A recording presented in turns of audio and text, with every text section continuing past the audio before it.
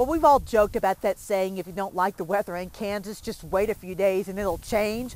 But that pattern of 71 day and then snow 2 days later is actually pretty tough on the coaches. You can almost hear the frustration in Hays High softball coach Abby Masker's voice.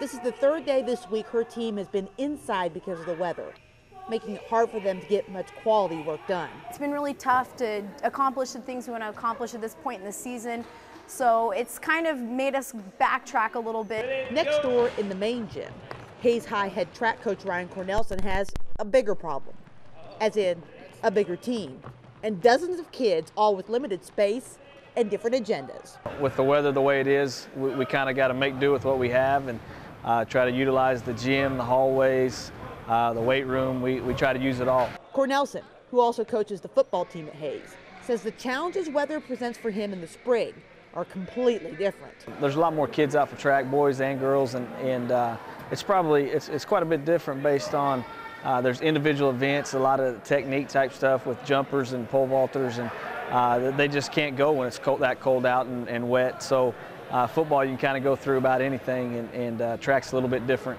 There's also something a little bit different about this, a tennis net set up in the middle of the Great Bend Activity Center gym.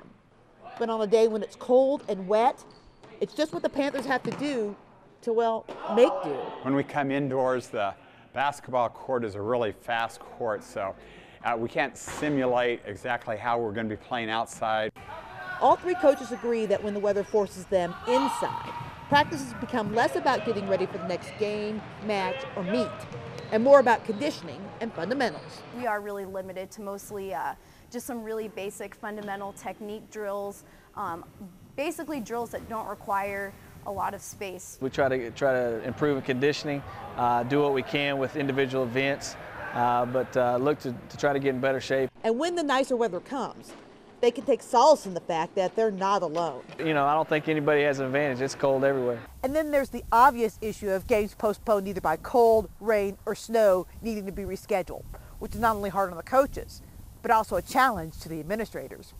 In Hays, Heather Williams, KWCH 12 Eyewitness Sports.